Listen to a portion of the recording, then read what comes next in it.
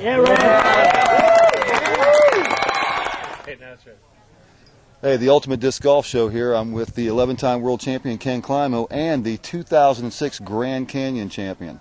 How's it going, Ken? Oh, pretty good. I played consistently and shot the same score both rounds, and my competitors didn't quite play as well as what they did yesterday, so it allowed me a pretty smooth entrance to the end. So you're pretty happy with your round today? Yeah, I played consistently. I had a few mistakes, just like yesterday. I had 2 or 3 shots that I thought I could have done a little better on, and it cost me shooting a course record, which I really wanted. Right, I know, that's a real important record. It's always nice to get that. Yeah, but came a couple short, but in the end, solid, consistent golf, and what I wanted. I want to come out of here at least 4 or 5 under every round. And now, something's been on my mind since the Players' Cup. You played really well at the Players' Cup. You came in third there. A couple of guys played really well there to beat you out, I thought. I thought you played pretty consistent, a couple strokes here and there. Yeah. But I thought you played pretty well overall there. The difference between the Canyon and the Plantation Resort there, what kind of course do you prefer? That one's kind of a ball golf kind of course. This one, of course, is a rugged course. What would be your favorite if you had a choice?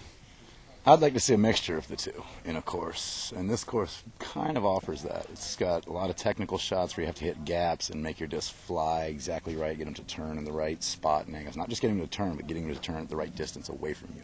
Right. And that's really important out here, and I think that that adds a lot to so you'd like the to see technical kind of difficulty of a course. And wide open courses, you don't have that so much. So I prefer these, but not stupid tight. Right. I like to see fair tight. Yeah, this course is fair. It's challenging but fair. It's a very fair course. The gaps are big enough to hit and small enough to miss.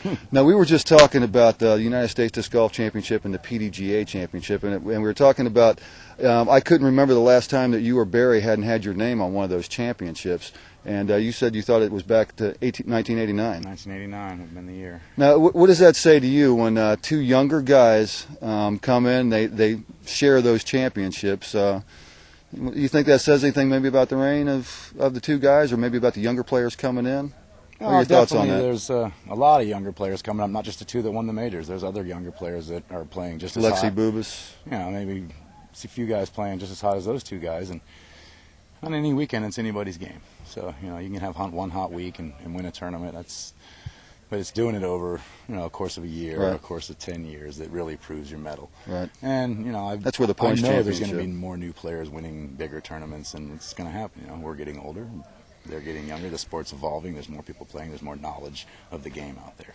Yeah, I don't think it's you guys, getting older. I mean, I don't see it that way. I think it will be. It will be eventually, yeah. But I think you're still pretty, pretty much physically there. Yeah. I don't think you're ready for that Masters division yet. No. It just seems like as our sport's getting bigger and bigger, it's drawing in some better athletes and some guys that are taking the game a little more seriously. Maybe, it was this game was for fun for so long for a lot of guys. Now it seems like more guys are trying to step up and actually, make something out of it. Right, which I think is great for the sport.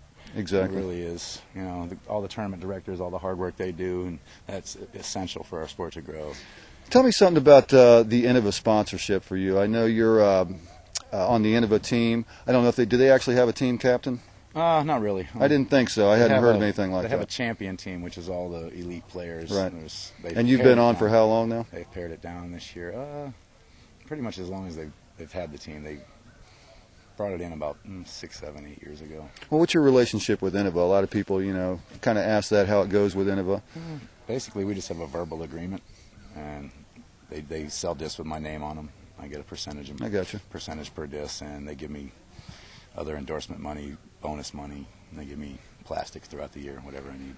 Now, also, you're a father now. We just talked. Your son's 11 years old now. That's got to be challenging also. You see a lot of you and him now? Oh, yeah. Most definitely. He's a wild spirit. He's he's his own guy. He's individual, and I like to see that. He wants to do things on his own. I can do it, and I really like that. It's such a shine of maturity.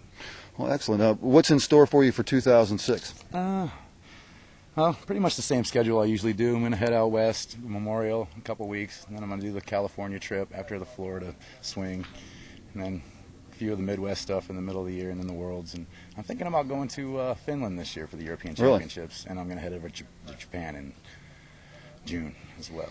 Well, hopefully you give me a call back and give me a heads up on what's going on over there, and I can get it out to other guys on the show. All right.